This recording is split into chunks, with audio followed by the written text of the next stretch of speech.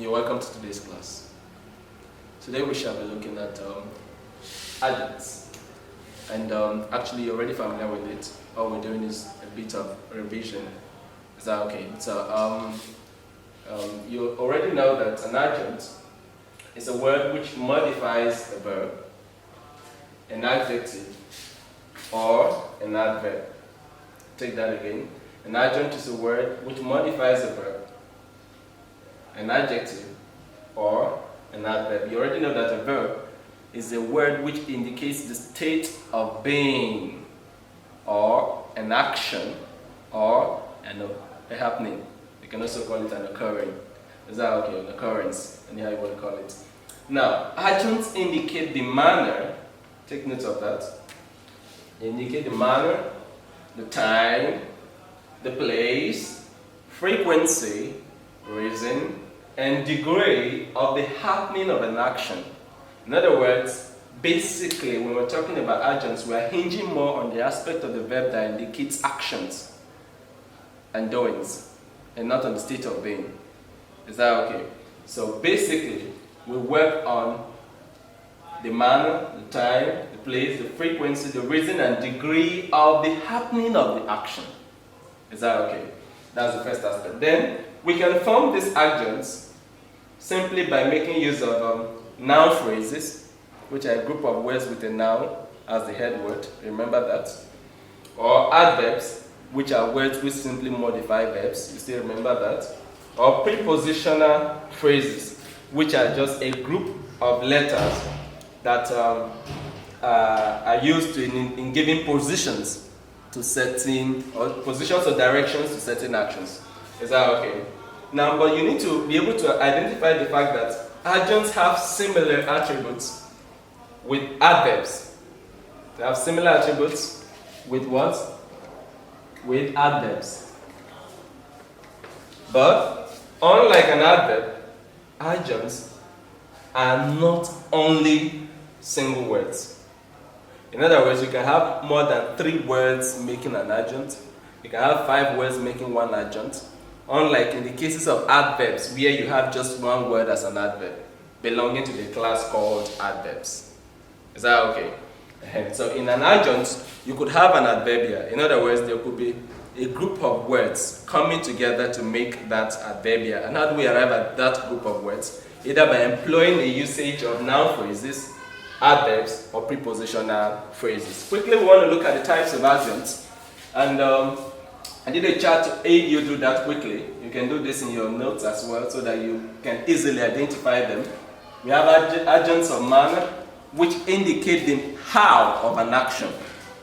The adjuncts of manner do what? They indicate the how of an action. In other words, how the action occurs is what the adjuncts of manner take care of.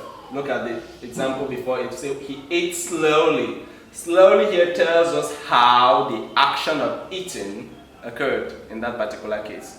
Is that okay? So it tells us the how of the action. Is that okay?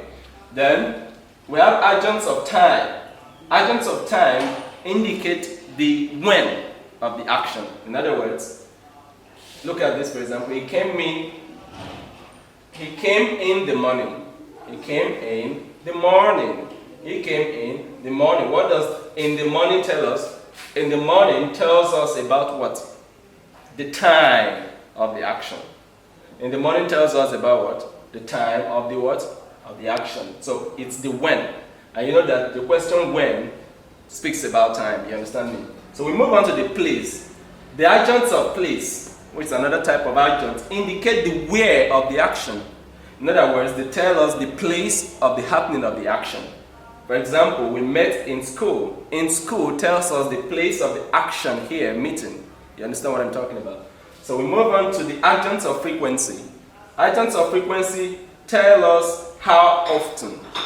They tell us what? How often or how rarely a particular action occurs. For example, he often visits us, tells us how regular he visits us. Then we move on to the adjuncts of reason, which tell us a particular reason for the happening of the action. In other words, it gives reason to the action. For example, I came because I was sick. My coming is because I was sick. So the reason is introduced by an adjunct in this particular instance. And finally, we talk about adjuncts of degree, which tell us the level or extent of an action. For example, it is, okay, look at this particular case. In this particular case, we have a rare example of a state of being. This is a state of being and not an action. It is a very heavy gong. Very here modifies heavy. Is that okay? Heavy is an adjective, right? But very modifies it. It's serving as what? An adjunct. We could have an action in such a case like this. He ate so slowly. He ate so slowly. So here gives us the extent of the slowness. You see what I'm talking about? So here tells us the extent of what? Of the eating, of the slow eating. I don't know if you understand what I'm talking about. So gives us the degree of the slowness.